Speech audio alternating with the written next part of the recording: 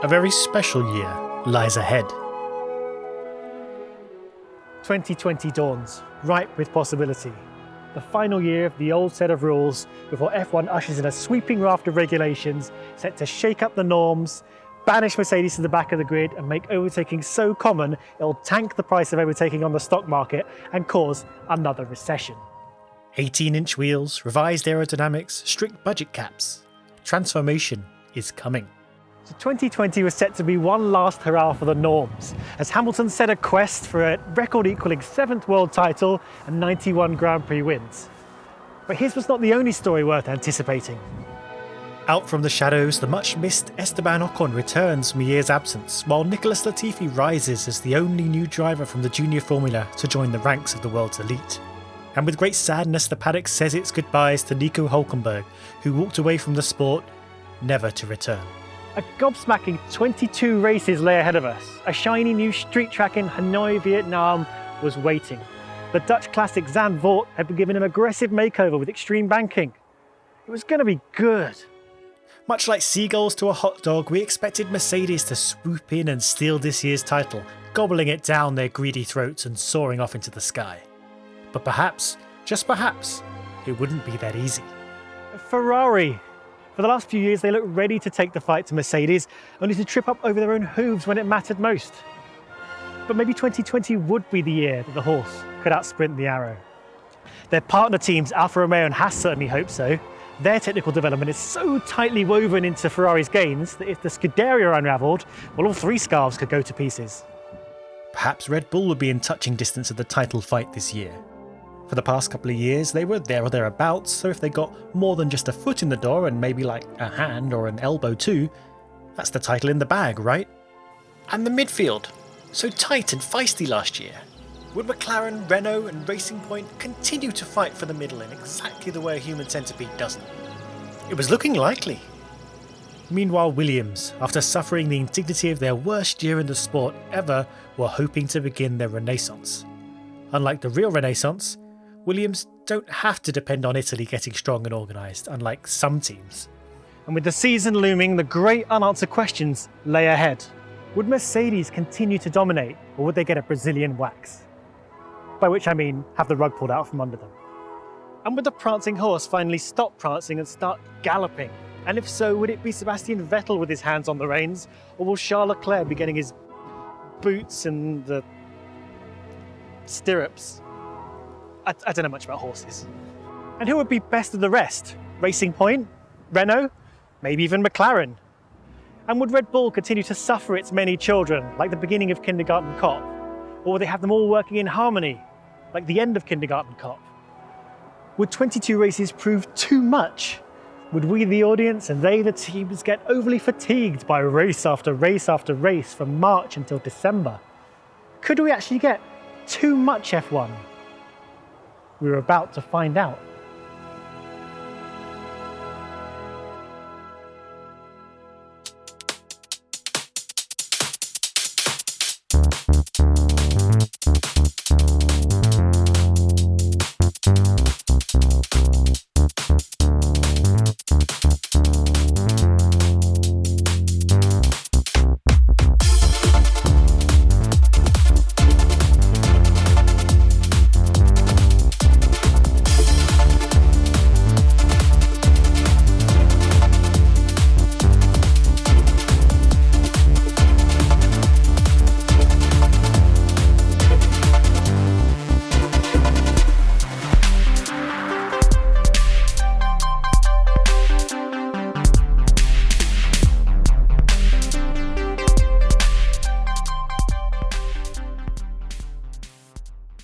Welcome to 2020. As is tradition, F1 headed to Barcelona in February for 2 weeks of winter testing to, via intense data gathering, both prepare their cars for the season ahead and to ensure the Spanish Grand Prix was uniquely dull. In recent years, Mercedes had kept some pace in their pocket, but now quite comfortably led the way in both lap times and laps lapped, though the number of times the times lapped in laps lapped fell into the lap of lap time leaders Mercedes was fewer than the laps timed and the lap times lapped than previous years. We were left to wonder if Mercedes finally had a weak spot, a thermal exhaust port into which rival teams could fire their photon torpedoes, if you will. Which I won't. Looking sharp and squaring up as potential contenders were Red Bull. Instead of making petty squabbles with the people that actually made their wheels turn, or swapping young drivers around like pieces from separate jigsaws, it looked like they might have been putting their energy into making the car go fast. They did manage to produce lap after lap of decent running, eventually showing a speed that was arguably comparable to the Mercedes.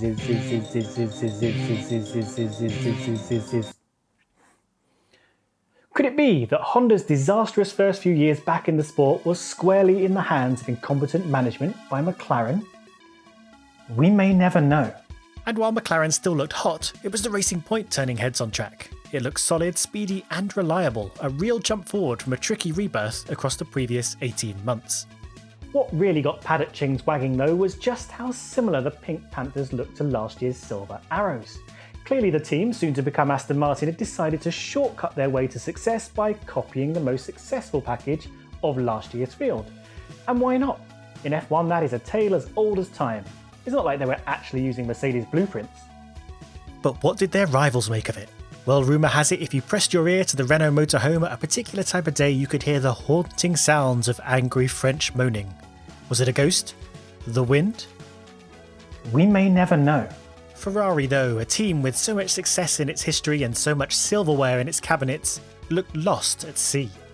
Were the team sandbagging, conserving engine wear, or had their mysterious power unit investigation by the FIA resulted in Ferrari having to cut back illegal gains in power made over the last couple of seasons?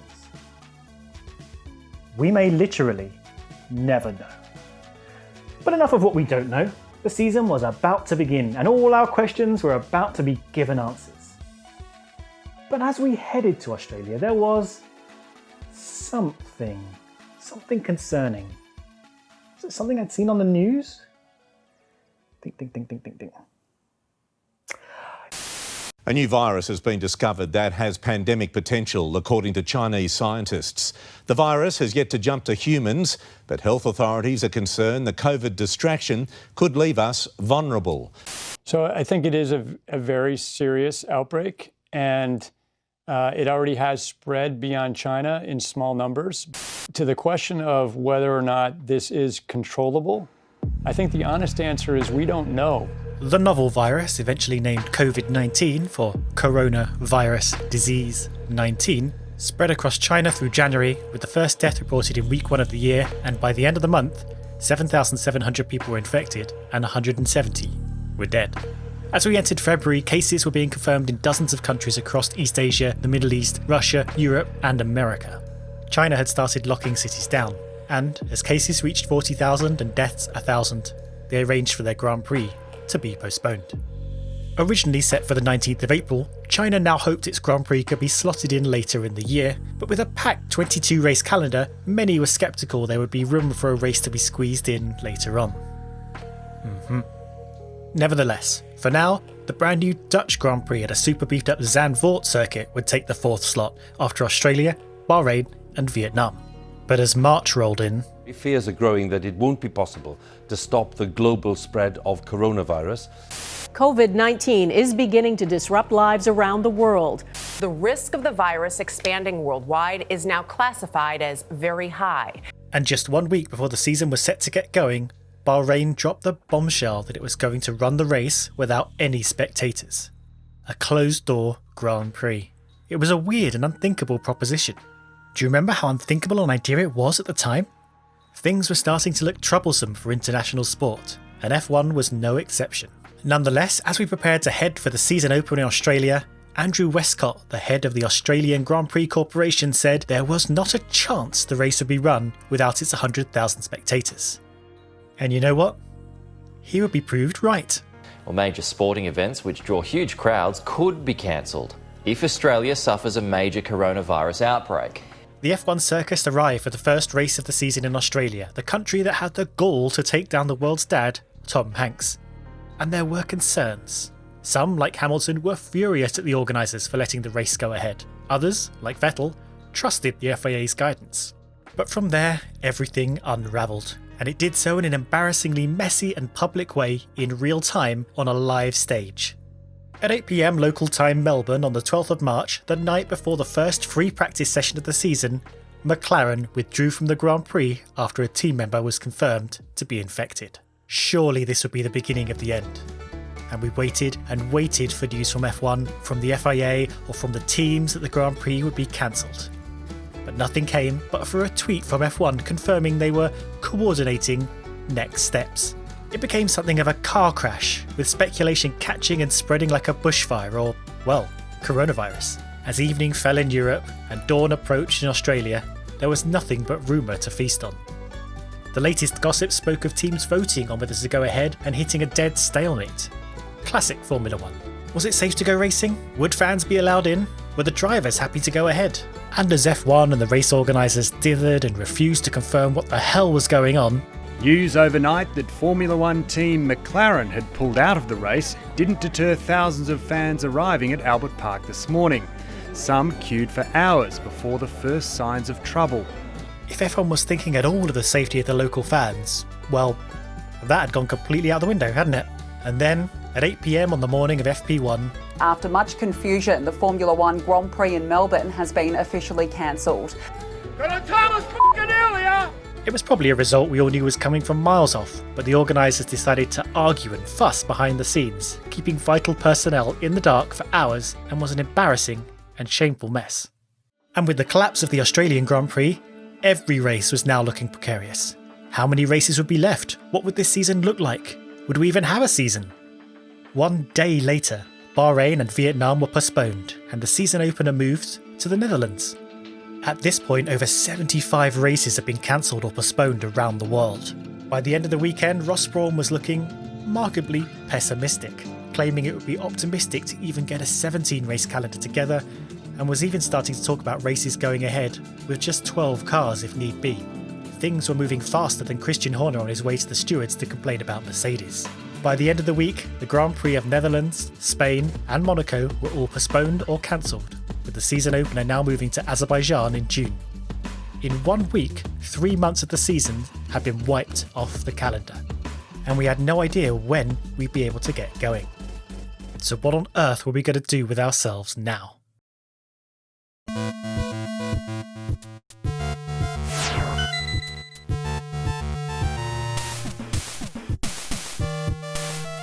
As the Australian Grand Prix turned to dust, eSport company Veloce started pulling together not the Australian Grand Prix in its place, an online running of the Melbourne race with a mix of real racing drivers and seasoned sim racers. It was a popular event that was much more about gathering the community together in a time of disappointment than actually replacing the real race. A week later, F1 jumped on the bandwagon, launching its own virtual GP series, inviting all its drivers into the official game to play live and online. Sim racing quickly became a bit of a thing as real motor racing went back in the box for the foreseeable future.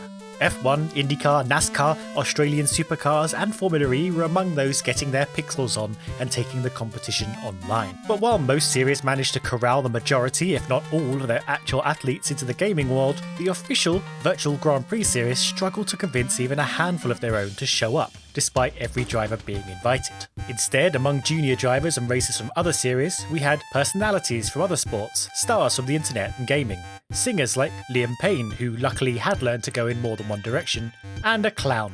It seemed most F1 drivers either didn't deem eSports that serious, or thought the official F1 game wasn't serious enough for them to bother with. Some of the younger drivers took their duty of entertainment to the fans seriously.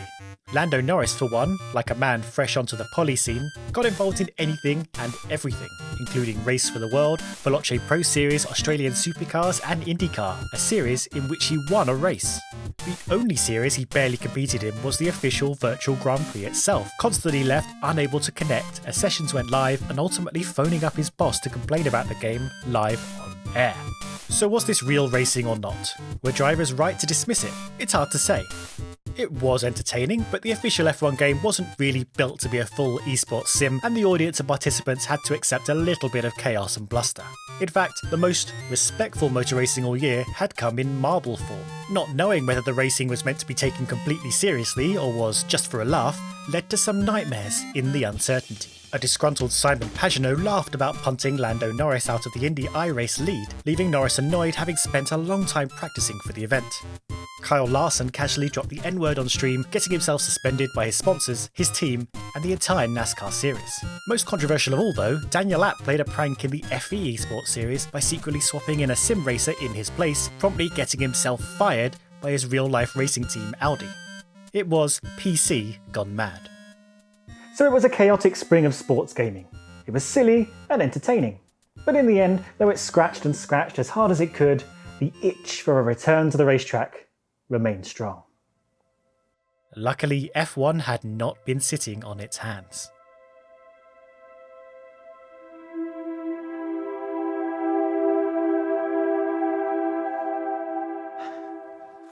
F1 gained the power, it seems, to change the calendar without the teams approving all their circuit hacks, and got the season back on track. The teams proved endless innovators, making piles of ventilators to top up hospital supply, which, from the nightmare, had run dry. Did you hear that Helmut Marko floated plans to give his drivers COVID? Remember this, I must implore. He's a doctor, yes, but just of law. Emergency rules were put in gear, the new regs were pushed back a year, and every team throughout the field had their car designs all sealed. The calendar collapse advanced with Baku, Singapore and France, Japan, America removed. We'd need new circuits, fast approved. UK and Austria agreed to double up, but not for greed. The season really needed places to host that minimum of races. With the first 8 venues set in stone, we looked beyond for where to roam and found hope in circuits old and new, like Turkey and Mugello too. No Imola and Nürburgring, well they're back too, and with them bring a brand new track in Portimao. We almost had it sorted now. Bahrain too did double duty, though just to keep it extra fruity, chose to use its outer leg, which some thought looked quite like an egg. It had been a horrid time, hardly subject for a rhyme, with layoffs right across the board, and F1's losses, well they just soared. But with safety systems now in place, the sport at last was free to race. 2020, where have you been? It doesn't matter. Let's begin.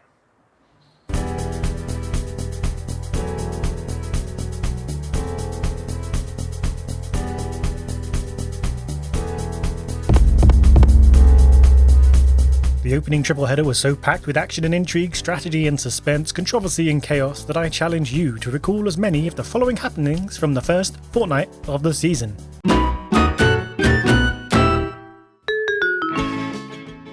Bottas locking down pole in Austria on pure pace despite spinning into the gravel in Q3. Hamilton getting the all clear from the stewards for ignoring yellow flags in qualifying. The stewards deciding to actually look at the video footage at the last minute and dropping Hamilton to 5th on the grid with 30 minutes till lights out. Lando Norris starting from 3rd on the grid. Verstappen looking best placed to steal the lead on his medium tyres, only to retire on lap 11. Both Hasses retiring from race 1 again. Vettel turning an over-eager attack into his signature pirouette.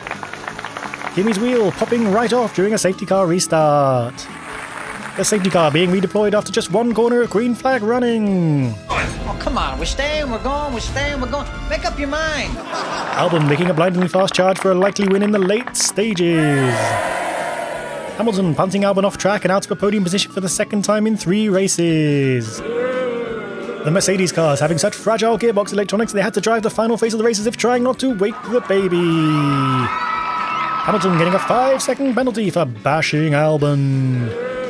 Lando Norris driving the wheels off his McLaren to wind in fastest laps and steal a podium from Hamilton on 2 attempts as he crossed the line. Saturday in Styria being a complete washout with FP3 cancelled and qualifying delayed by nearly an hour. Hamilton grabbing pole by over a second in this horrendous weather. The Ferraris crashing into each other and out of the race, making it 1-1 for the drivers in red, ploughing clumsily into turn 3. The Maccas, Racy Peas and Rennie Boys entangled in an extended 3-way through the race for the points. A cuddly toy! Norris playing his final lap Fury ability card once again to go from 8th at the start of the last lap to 5th by the final corner. Verstappen and Bottas going on a 2-lap wheel-to-wheel side-by-side crossing battle, only for Bottas to steal second from Verstappen. Racing Point stealing the entire second row of the grid in Hungary. A wet track on Sunday, causing Verstappen to crash on his way to the grid, breaking his suspension.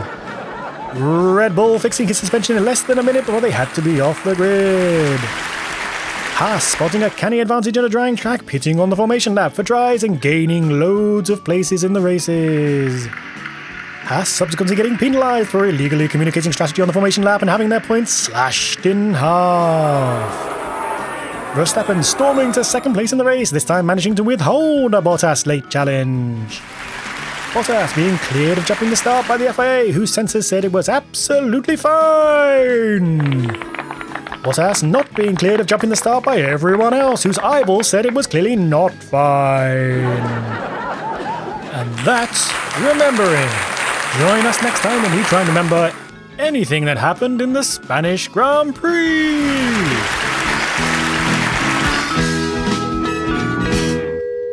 After the opening triple header of a hectic season, things had settled into business as usual, with Hamilton, Bottas and Verstappen forming the creamy white of the Guinness and literally everyone else caught in the stormy black below.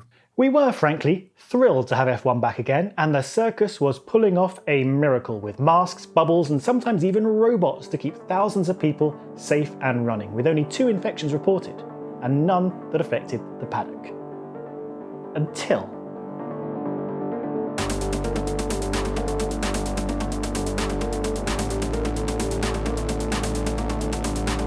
On the Thursday before the first of back-to-back British races, Sergio Perez was denied access to the circuit after an inconclusive COVID test. Later that day, he was confirmed positive and was out for the weekend.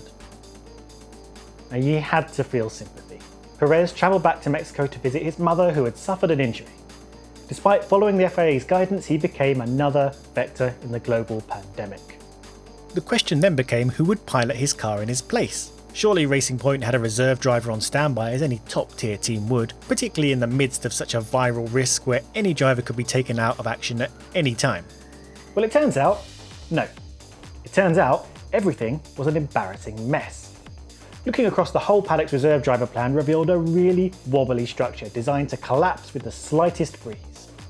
Williams had Aiken as their reserve driver, though his promotion would cascade into the supporting formulae. Haas had Louis Delatraz and Pietro Fittipaldi on call should they need them. Now Red Bull and AlphaTauri had Sete Camara and Buemi on their books, though Buemi was unlikely to get the call and Sete Camara was focused in Japan for the Super Formula Series, so hardly the easiest guy to whip into action, what with international restrictions and all. AlphaTauri would have to find someone from somewhere else, as Red Bull would just steal one of the junior team's drivers if Verstappen or Albon were sidelined. Ferrari's official third was Gio, meaning Alfa Romeo were doubly at risk from COVID, as like AlphaTauri, their drivers would be poached by the senior team at a pinch, though Alfa also had Kubica as a reserve driver and could call on Ericsson.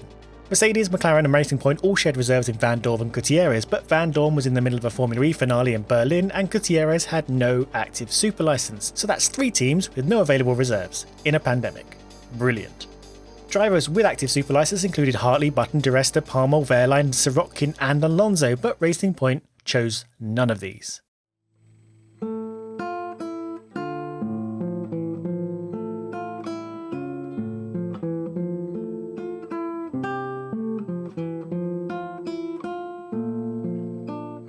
No, all eyes were on the lonely man, the driver dropped by Renault, wandering the earth without a seat, finally called upon by the team he once laughed at for being pink. Everything forgotten. Nico Hülkenberg was rushed into action at the last minute, scraping through the approval process with just 15 minutes to spare before FP1. In a very competitive car, could he get that elusive podium at last? No.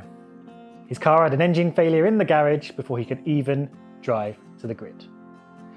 But Holt did get to stick around for the second weekend of Silverstone, and he got himself third on the grid. That's like a podium. A Saturday podium. Unfortunately, a late emergency pit stop dropped him from 5th to 7th in the race. But still, solid points for the team under trying circumstances. But what could have caused such a late stop on a blisteringly hot track at a circuit with incredible high lateral forces and loads?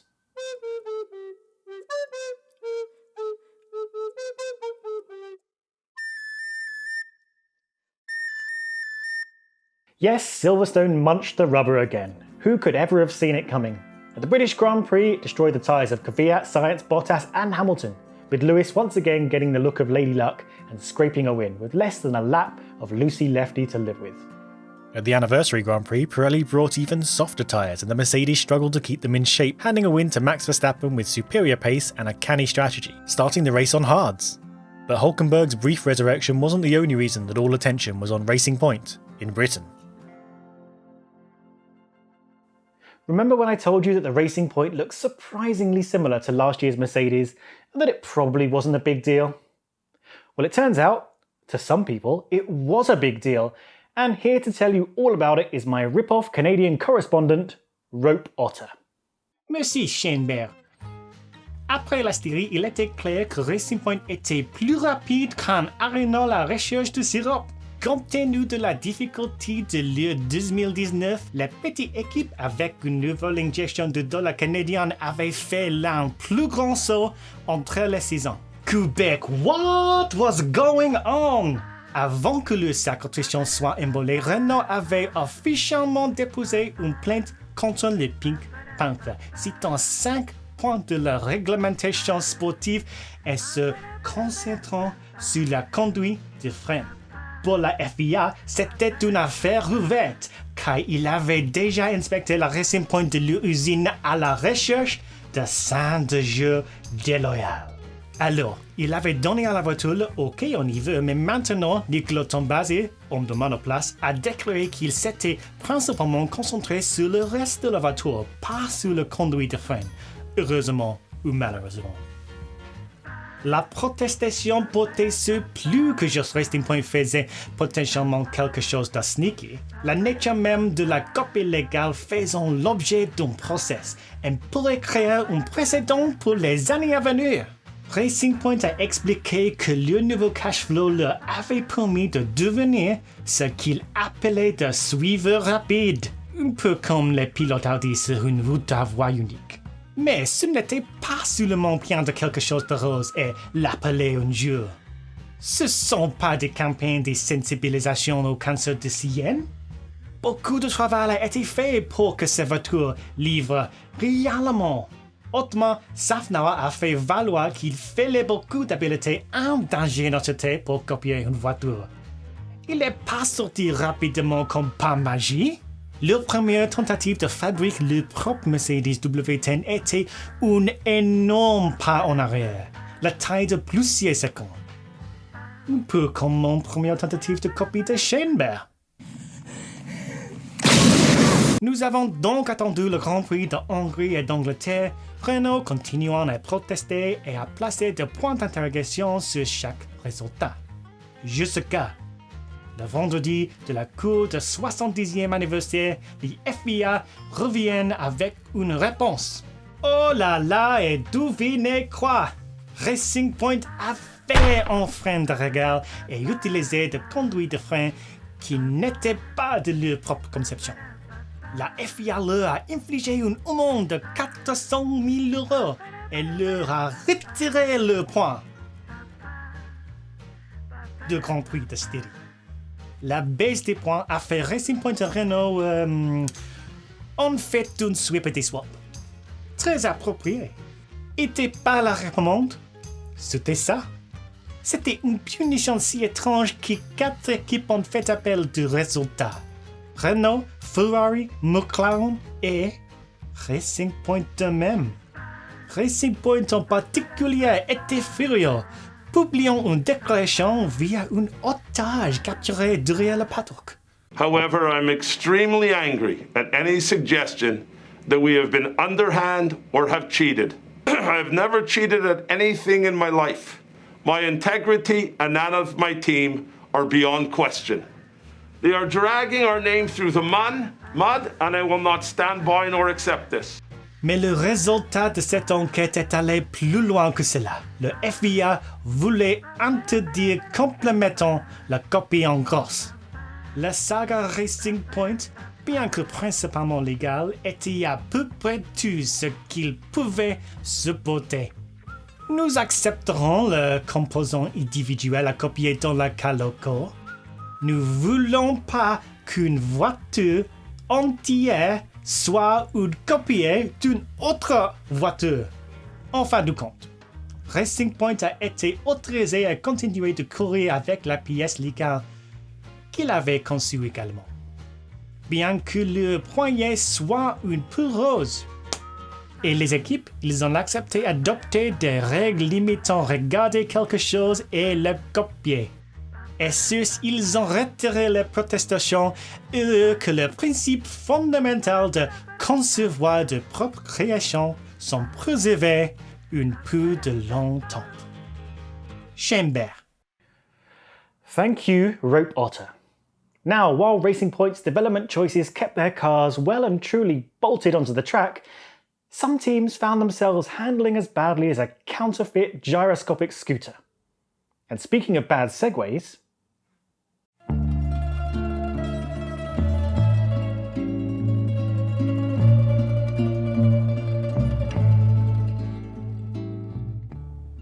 I suppose we better talk about Ferrari. Remember them? The giants of Formula One? Well, they weren't looking so hot this year, were they? And it all goes back to suspicions of foul play back in 2019.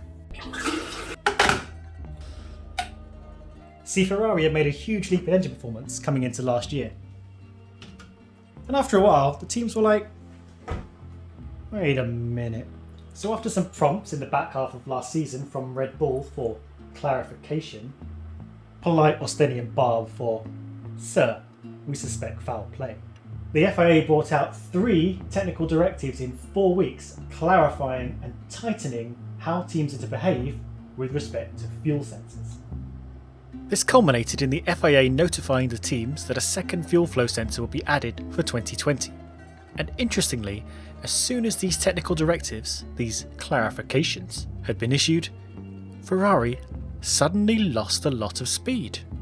How curious. It was like suddenly and without warning they'd been left completely exposed. Naked, flaws previously hidden, now on show for all to see. So the question now was, had Ferrari managed to trick or circumnavigate this sensor in order to pump more fuel into the engine to get extra oomph? Well, the FIA went to work in probing Ferrari's power unit, and after what they called a thorough investigation and conclusive analysis, they reached a settlement with the team. The FIA and Ferrari agreed to a number of technical commitments that will improve the monitoring of all F1 power units going forward, as well as assisting the FIA in other regulatory duties in F1 and its research activities in carbon emissions and sustainable fuels. Well, what the f*** does that mean? The FIA considered this done and dusted. Jean Todt, president of the FIA, said, "They've been sanctioned, but we can't give details of the sanction." He said he would love to release details of the investigation, but Ferrari won't let them. I should note, the official word from Ferrari is they needed to keep some details secret in order to protect their intellectual property. Nonetheless, agreements were made, Ferrari made changes to their power units, and oh dear. 2020 came, and Ferrari, 2019's runners-up, were in serious trouble. In testing, their short-run and long-run pace left them 5th in the lap times, over a second off the Mercedes. Their straight-line speed had clearly taken a massive hit, and with it, their pace through the medium-speed corners. Ferrari countered they'd been spending a lot of time working on their Achilles heel, their slow corner pace. And yes, they had managed to beef that up quite a lot, but boy oh boy, it did very little to hide their more obvious shortcomings. In Austria, Ferrari hovered near the bottom of the speed traps and fared pretty appallingly, with only one car getting to Q3 in each Grand Prix and the team grabbing only 1 points finish over the 2 races.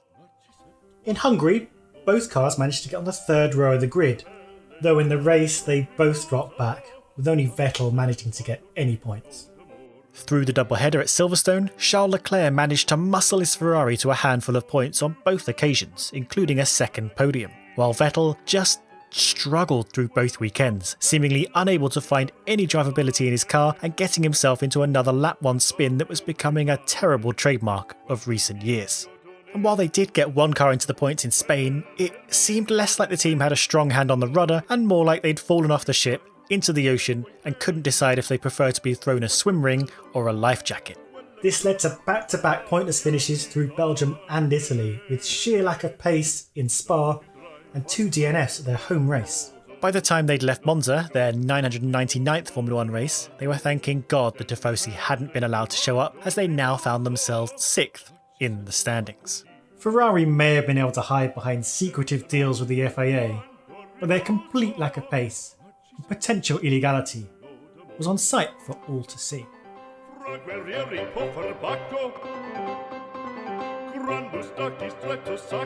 Meanwhile, over at Red Bull, they had their own problems. Red Bull historically cannot seem to manage their kids. Unless they pop out of the incubation chamber as immediate race winners, management just chuck them in the corner and hope they don't make a mess.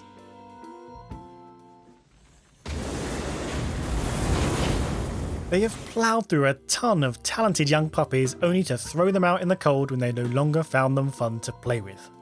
A bull is for life, not just for Christian. They actually railed through their young drivers so quickly that they had to yoink one back out of the orphanage once they realised they had empty seats and no bums.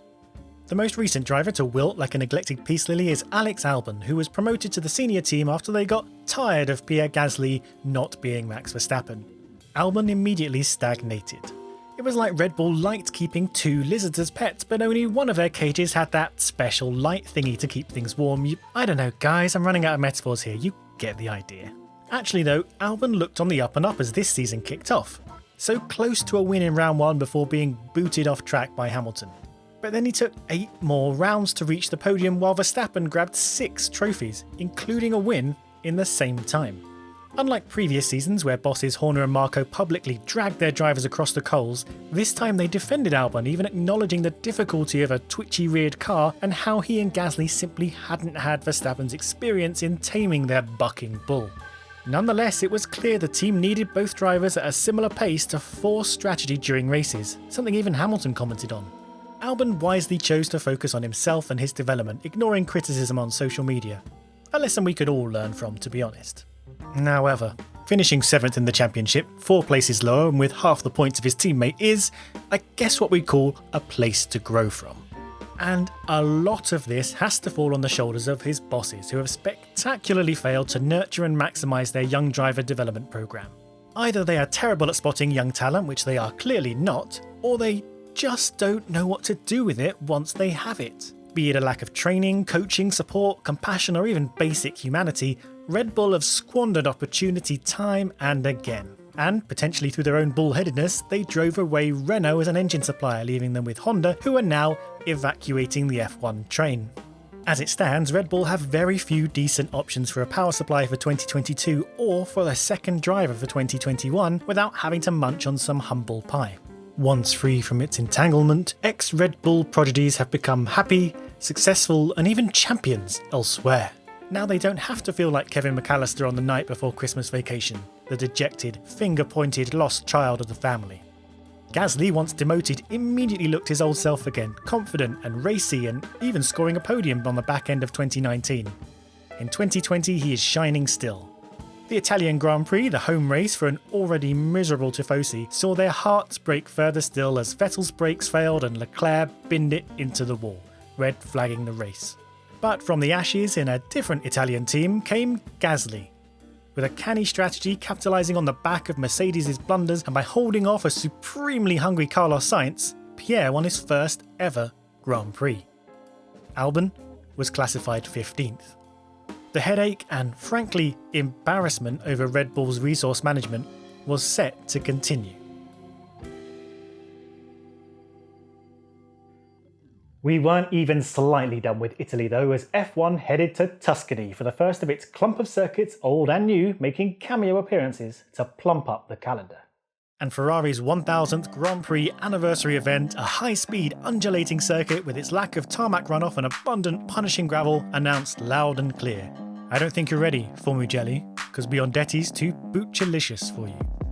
And so it was, with a race so chaotic it struggled to even get its first racing lap completed. Lap 1 was brought under the safety car after a 4-car squeeze knocked previous 2020 winners Verstappen and Gasly out on the spot. At the restart, with Bottas desperate to avoid slipstreaming by holding up the pack till the last minute, the blind back of the queue creamed the middle like an Oreo, eliminating 4 more drivers. This gave us a second red flagged race in a row. 2020 remained effortlessly disruptive. After all that, Hamilton went on to win from Bottas, and the drivers came away thrilled by the challenge of the fast, unforgiving ribbon of tarmac out in the grapes, aching for the sport to return.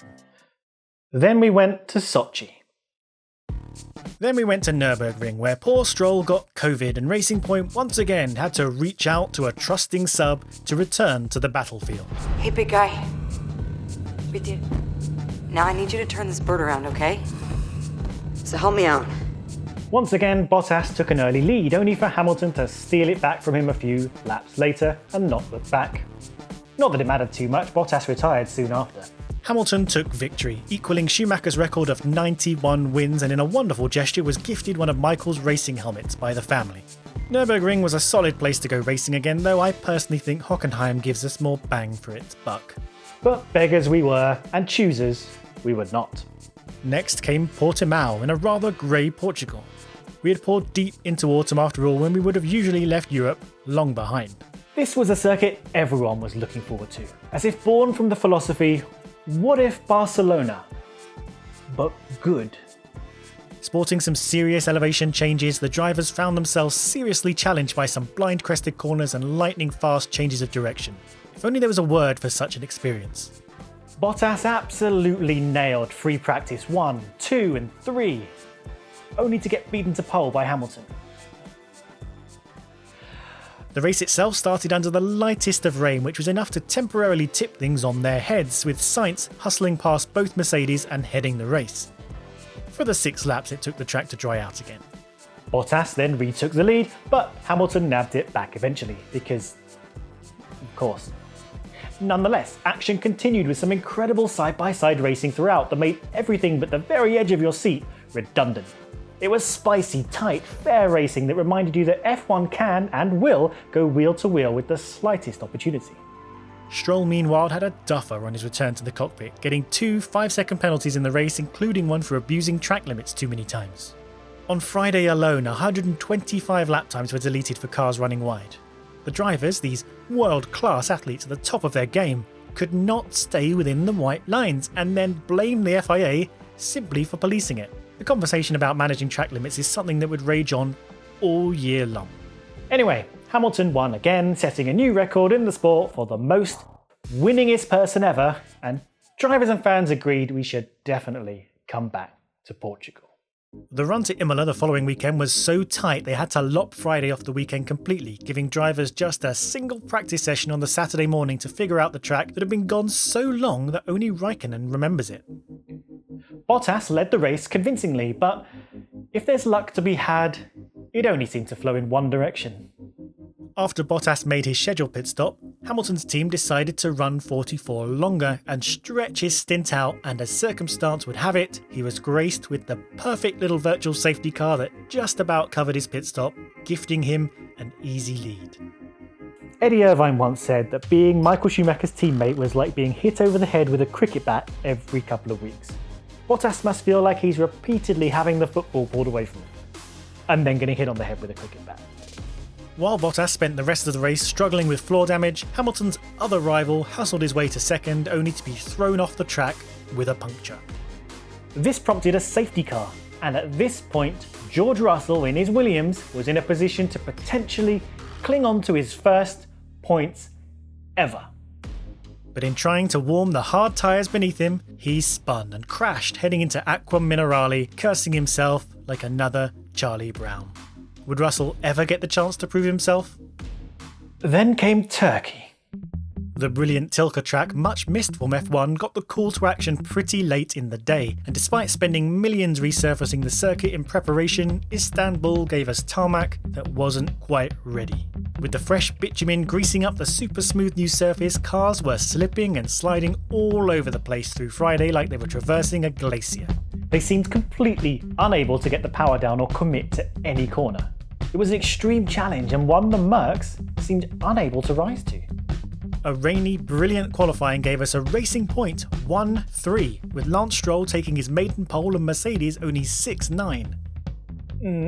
Nice. On a drenched but drying track, Stroll led the race absolutely convincingly. For the first half. With Hamilton struggling, Verstappen spinning in combat, and Bottas just doing donuts seemingly, Stroll marched on out front with a solid, confident pace. But after his mid-race pit stop, it all went south for the rich Canadian. Bearing front wing damage and running new inters that just did not want to turn on, he plummeted out of sight from his once lofty heights like a Red Bull Junior's career. On the flip side, Hamilton did not make a mid-race pit stop. He kept his inters on from lap 6, meaning that as the track dried, his tyres became bald but stayed perfectly hot, like Stanley Tucci. The race tipped back in his favour, and not only did he take the lead, but he even pulled a whole pit stop ahead, claiming the win and his 7th World Championship in incredible style. Behind him, Vettel drove a superb race throughout to claim his first podium in over a year, passing Leclerc, who bottled it like a Pepsi factory in the final few corners. What a brilliant time we had all in all, subbing in circuits from beyond the schedule. There were challenging, weird and extraordinary circumstances throughout, but Hamilton won every single one of them. And despite Hamilton's efforts on track, smashing through records like Vettel through polystyrene, throughout 2020 Hamilton had been kicking and dragging the spotlight in a very different direction.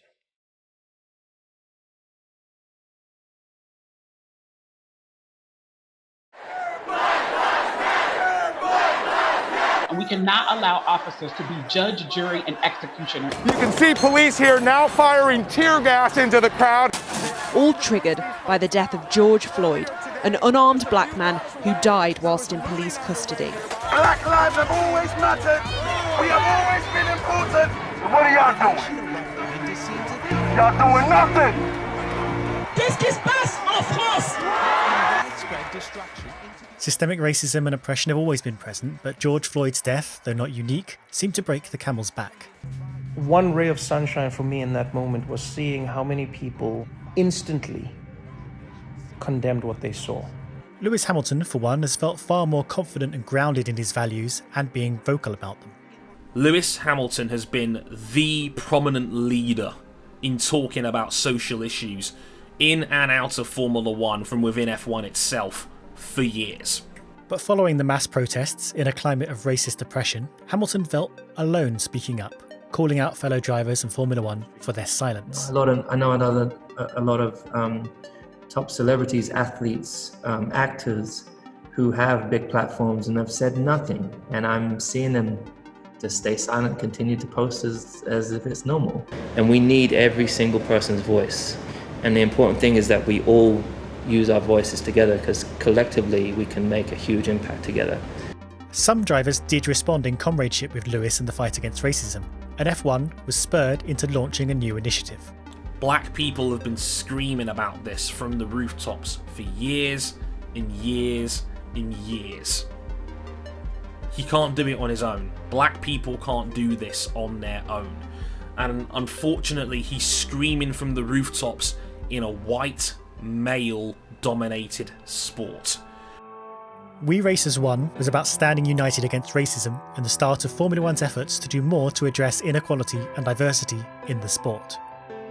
This is not a battle, a fight against other races. This is asking for equality above the board. On the surface, this initiative was to include a moment of reflection and was branded with a rainbow display built from the team's colours, something a little co-optive of the Pride movement, but we don't need to open that worm can. Formula One actually went deeper, creating a task force to research inequality and opportunity up and down the sport, with a mission to make real, lasting and tangible programmes to allow people from all backgrounds to succeed in F1. Right off the bat, Chase Carey donated $1 million and the FIA gave €1 million. And we all need to be held accountable. I think you see a lot of companies over the years who talk about diversity and inclusion, but you look at their staff and it doesn't reflect what they're speaking about. Simultaneously, Lewis Hamilton, with the Royal Academy of Engineers, created the Hamilton Commission to discover how best to use motorsport to engage with young black people in STEM and combat the closed doors that had previously held them back from engineering and motorsport careers. The opportunity for black people is not the same as it is for white people.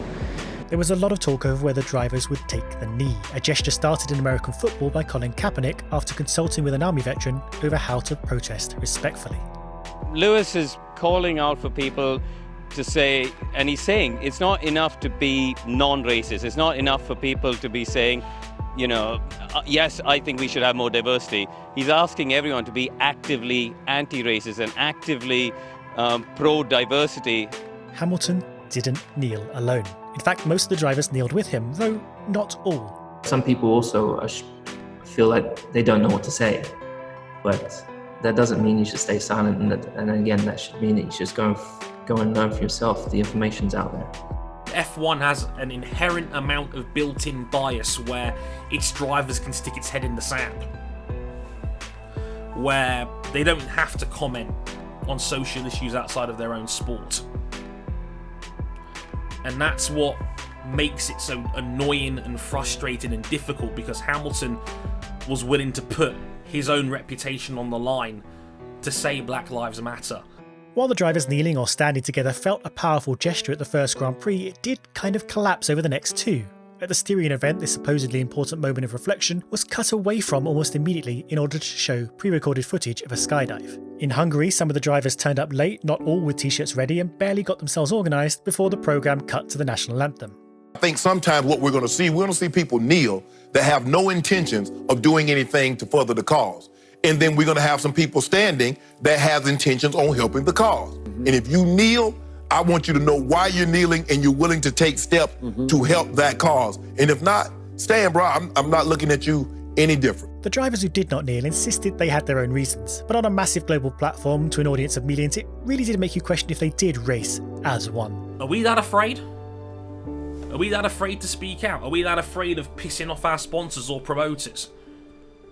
Saying you're anti-racist should never be controversial. But we only got 2 seconds of that shot, which should be a shot of unity, and we didn't really see that. Other sports are doing it.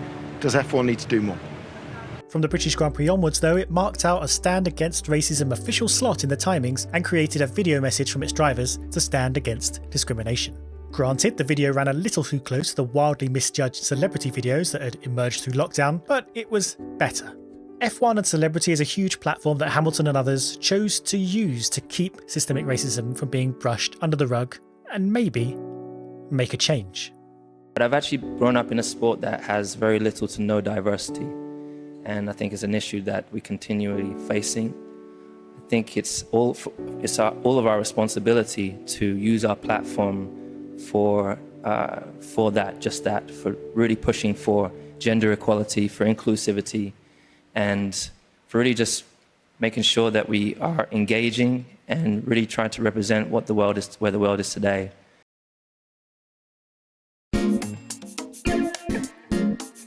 If you wanted to find the real on-track stories in 2020, the twists and turns in the championship battle, they weren't found at the top. They were found in the middle. Whilst the lower points-paying places had been the place to look for on-track action for several years now, this season really cranked it up a notch, with the battle for third so hotly disputed, we were worried we'd have to sort it out at 4 seasons total landscaping. The top 2 and bottom 4 teams took it pretty easy, just hanging out in their lanes for most of the entire season. In between them though, teams were swapping about like those parties your parents used to go to. Who would finish first? Who would end up behind? These were the questions your parents would ask at those parties, but also questions that remained unanswered among the midfield till the end of the year. This battle was essentially between McLaren, Racing Point and Renault, though Ferrari did pretend to be part of it too. Boop. Cute. Even with the 15-point penalty Racing Point bore for their little illegal brake duct adventure, they and McLaren looked the most likely team to eventually end up third. McLaren were having a year to feel good about after all their time in the darkness. Norris having his rocket ship-like end-of-race pace, Sainz chasing down a win for all he was worth at Monza, both drivers getting both podiums and second-row slots on the grid. It was like the McLaren of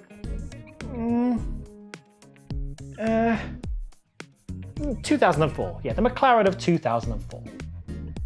Racing Point were having a spectacular time in only their second full season in Formula 1, being a legally entirely different entity from the Force India Spike and Midland Jordan team, despite being made from the same parts and being based in the same headquarters. Like a kind of reverse ship of Theseus. And though Renault's form was unspectacular, their consistency in grabbing points, mostly, kept them in the hunt to snatch best of the rest from the others should opportunity arise, which it did briefly with Daniel Ricciardo's podium finish at the Emilia-Romagna Grand Prix. His podium triggered a forfeit for Renault boss Cyril Abiteboul after a drunken bet with Daniel Ricciardo, being branded with a tattoo of his driver's choosing. So we're all looking forward to Christian Horner's face staring back at us from Abiteboul's chest. The fascinating complexity of the inter-team battle is found in the intra-team successes between their cars. If we split the marks into their drivers and track their course as the season unfolds, the story is fascinating. By the end, Racing Point, Renault and Ferrari clearly each have one breadwinner bringing home the baps, baguettes and buns, and those teams must be wondering what might have been if both cars had brought home as many points as the other. To be fair to Stroll, as I often try to be, he had an extraordinary run of bad luck in the second half of the year. After starting the year strong, a puncture threw him out and into the wall in Tuscany, he was punted out on lap 1 of Sochi by Leclerc, he was sidelined by COVID in Germany, he had a clumsy accident of his own making in Portugal and faced 2 time penalties there. And then Turkey came. Pole position and leading the race. He could have so easily locked in a podium if he hadn't been pitted, instead suffering wing damage and cold tyres and falling to 9th. Now this is no slight on Perez, who grabbed 4th in the championship despite missing 2 races for COVID. But this turning point in the season is clear for all to see, and things could have been so much better for Stroll and, by reflection, Racing Point. Whereas if you look over at Renault and Ferrari, the difference in performance between their drivers is pretty clear across the whole season. Ricciardo and Leclerc really did seem to squeeze everything out of their machinery, particularly Charles, whose Ferrari, as previously covered, was a dog. And not like a good healthy dog, but one of those overbred varieties that sound like this.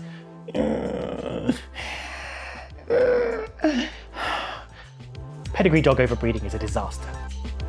Carlos Sainz and Lando Norris were possibly the tightest pairing of the whole field.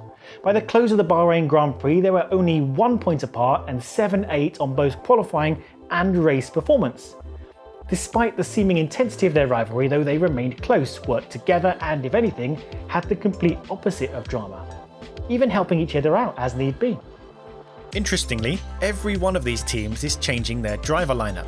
3 of them losing their top scoring driver, 1 of them firing the only race winner of the bunch, and another firing a 4 times world champion. So this midfield scrum may actually look very different next year. In fact, the whole of F1's silly season has been a lot more dynamic and dramatic than last year, running so late into the year that I can only say that this helpful explainer piece was definitely accurate at the time of the Sakhir Grand Prix.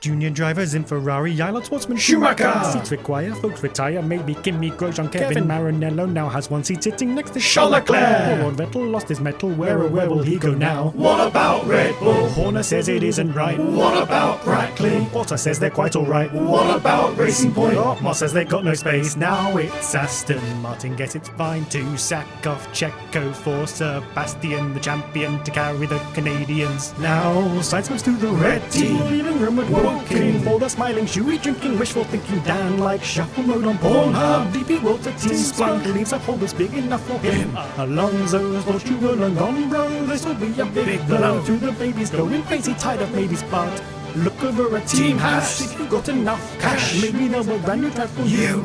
Meanwhile, Red Bull say they're sorted. Alex Albon all the way, but no clapping when he's lapping 40 miles behind Verstappen. Red Bull screw the number 2, but still there is a mighty queue. Pierre Gasly or Yuki or Sergi, OMG, we just need vacancies for Schumi, Eilert, Perez, Nico, Robert, Stoffel and George. Looking for a top drive, but was told to take 5. Sit right down and watch us sell the team around you. Then they look to kick out Russell, but stuck with the muscle, leaving Checo looking to Red Bull. Meanwhile, has cleared out the old lads, posted up some job ads. Took the cash from Rich Nikita, driver beater, then looked at Lance Schumacher, said you are a cracker, now the field is done. Except there's Lewis waiting for the perfect time. He keeps us waiting, but he's surely gonna sign for Merc. If not, then what, that slot is hot to squat with. Bot will surely be everyone's favourite route and make this whole song rather dizzy jippy silly season 2021.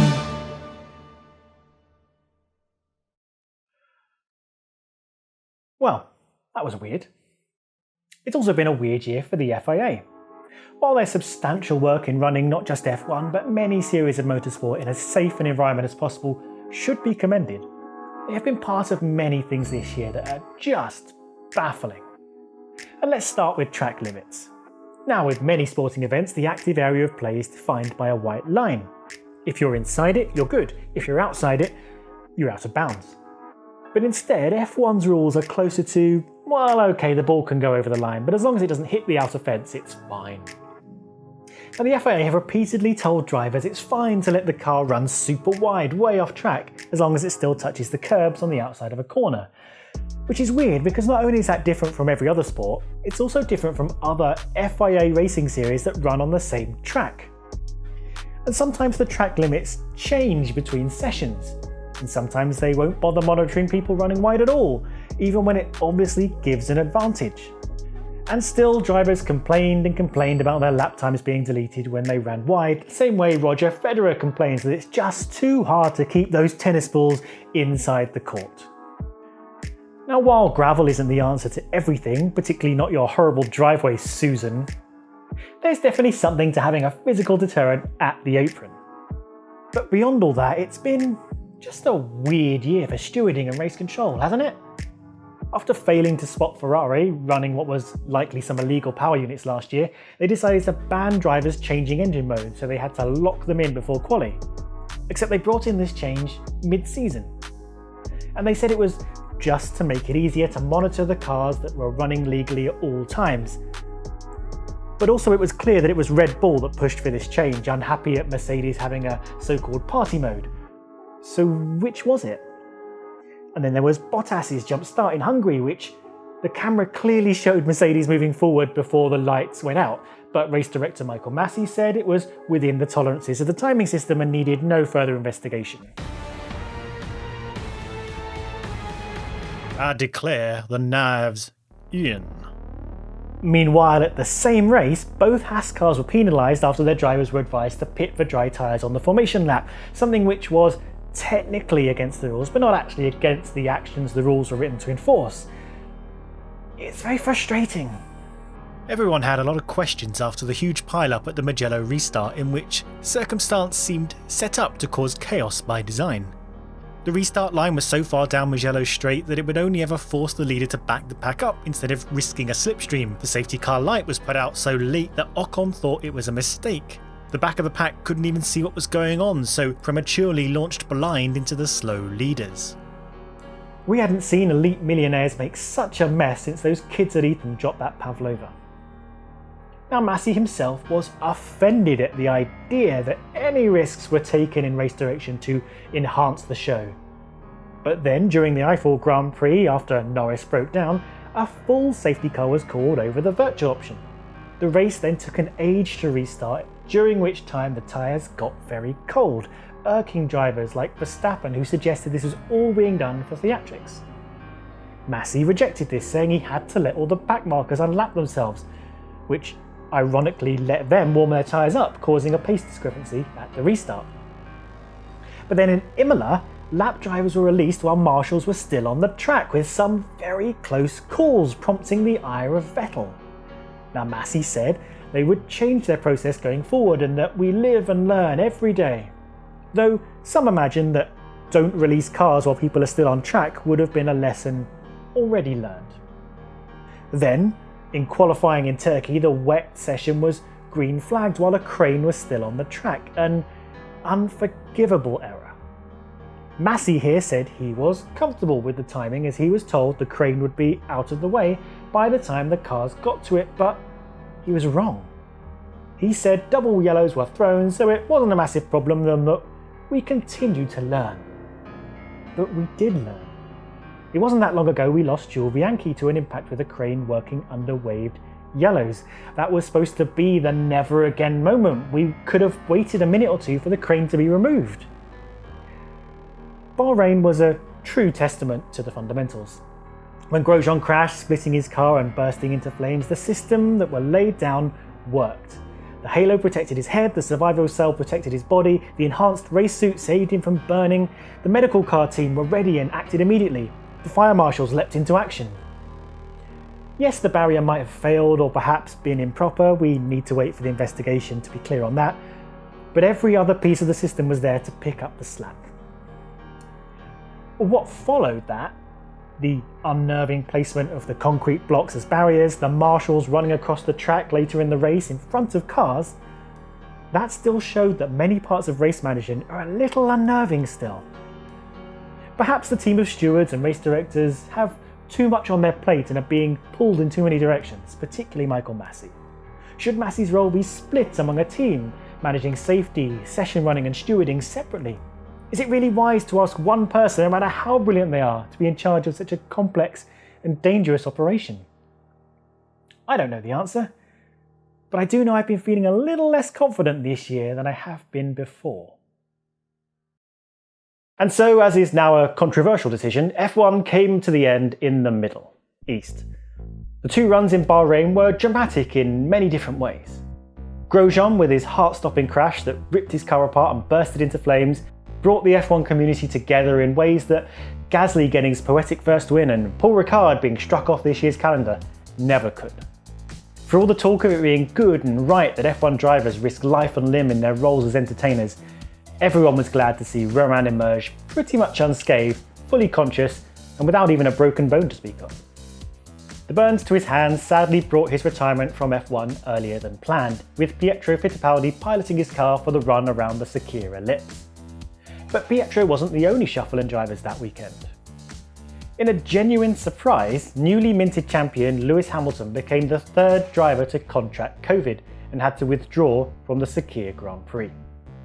Meanwhile, Mercedes' first call reserve, Stoffel van Dorn, was just finishing off the Formula E test over in Valencia and hightailed it onto a plane as fast as he could to belt it to Bahrain for a sweet chance of redemption in the fastest car on the F1 grid. But by the time he got there, a lanky man had already taken his seat. Next time, Stoffel. George Russell had been coaxed out of his Williams team to sub in at the top end. For a guy with a very strong track record on the road to Formula 1 and who had squeezed extraordinary things out of that Williams, this was a big chance to get something back for his efforts. Jack Aitken stepped up from F2 to pilot the second Williams machine, meaning there would be two rookies taking their first steps on Bahrain's circular circuit. Russell, despite not quite fitting in the car and spending most of Friday dialing everything into his style and comfort, topped the first practice sessions and came within a hair's breadth of grabbing pole from Valtteri, a driver who really needed to stomp all over George this weekend to silence any doubts. Well, for Valtteri in the race, as with me every time I'm halfway through making a YouTube video, the doubts came in hard, slapped him with his own hand and told him to stop hitting himself. Russell grabbed the lead and led easily. He pulled a gap to Bottas when needed and widened the margin through the pit stops. Despite panicking a bit with the steering wheel settings, the win looked in the bag. But then his team put him on illegal tyres, forcing an extra pit stop, and though he nearly recovered the win back again from fifth, including a decisive pass on Valtteri through the tricky middle sector of the Sakir ring, a puncture knocked him back down the order again. But Russell had done plenty to prove himself, while Bottas had only caused more questions. Away from all the drama with the Mercedes though, Sergio Perez, the man who had been fired from Racing Point, the guy who was last on lap 1 after being boffed off track by late break Leclerc, the man who had saved Racing Point from collapse. He took the lead of the race and won. It was a celebratory moment across the paddock and set a record for the longest win coming. 190 races in and the top step was finally his. As the Sakir Grand Prix was the last race of the season and literally nothing happened after that, could Sergio actually be bowing out of the sport for good on his finest result? Or would Red Bull have a crack on him for 2021? As I'm recording this, we still don't know. It's nearly Christmas now and I just can't wrap up all the loose ends in this video. Though knowing F1, they'll all be resolved in the 2 days between me recording this bit and publishing the video, and you'll all type "this aged well" in the comments. Anyway, the season did come to an end in Bahrain, as I said. And that's it. There was loads we didn't have time to go into. Mick Schumacher winning F2 and moving up to Haas, meaning they'll only have one driver next year, weirdly. Vettel telling Leclerc not to waste his extraordinary talent, whatever that might mean. F1 packing in 23 races next year, including Saudi Arabia and, controversially, TBC. Now, I've heard TBC's human rights record is atrocious. What were F1 thinking? But in the end, take a breath. Lewis Hamilton is a 7 times world champion with more race wins under his belt than any other driver in history. GOATs in sport are always a matter of debate, but the dude is at least an ibex or something. Mercedes have won 7 titles in a row, and it'll probably be 8 next year. Formula One has 2 new race winners to write into the history books, and plenty more set to join them. We saw 23 drivers race this year in 17 races across 14 venues in 12 countries. We almost didn't have a season, but instead, due to supreme efforts on all sides, we had an incredibly fun season with plenty to talk about.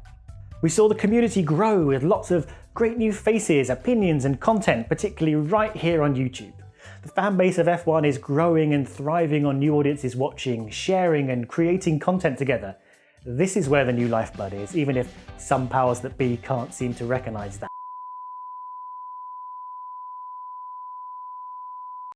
So, we did it. We were there when the season collapsed, we were there when everyone played video games instead, we were there when F1 returned, and by God, we soldiered through a cram-packed season and got to the very end in Bahrain. And I wrapped this all up in under 71 minutes. Drive to Survive, probably wanging out for 10 hours. Get a f***ing editor. Have a brilliant winter, everyone. We'll be here on the channel at the end of December to wrap up the predictions. And I'll see you next year. Bye.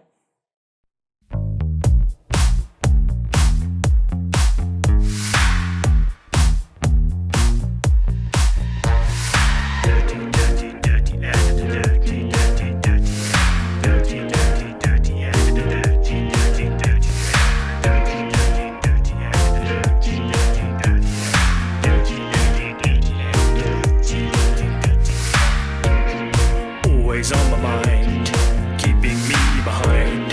Wanna be side by side, wanna be 3 cars wide. To my place I resign, a prisoner of design. The fight in me is denied, the speed in me you can hide.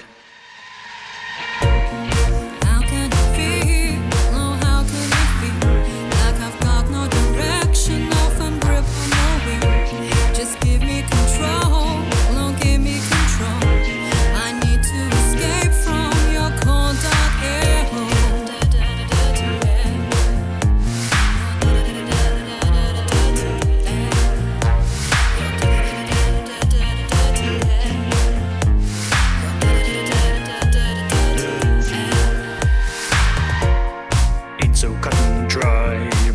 Slip and slide, murder on the racing line, keeping me from what's mine. This fate I am assigned, yeah, pressure you combine with consequences most despised, and audiences unsurprised. How can it be? Oh, how can it be? It's designed like an eagle, but flies just like a bee. I'm calling to James, I'm calling to Jeff. There's filth in my airflow, I've got no rubber left.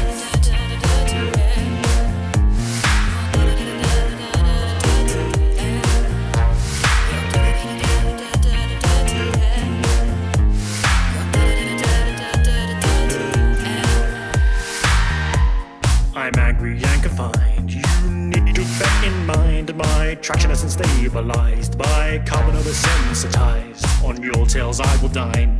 This cloud ain't number 9. Turbulence is unrefined. Flow remains undefined.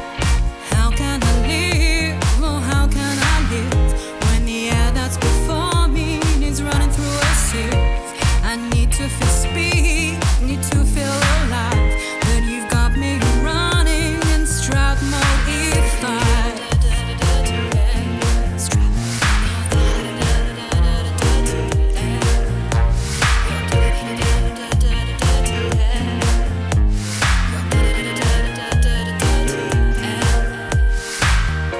can only say goodbye in the wake that you supply. More than just a state of mind. Rammer to the rind. Can't see the finish line. My fight to disincline. Your aftermath is oversized. It's keeping me so demoralized. How can't you see? How can't you see? It's stirring the sweetness from my cup of tea. I open my flaps, I open my flaps, but I can no longer go for your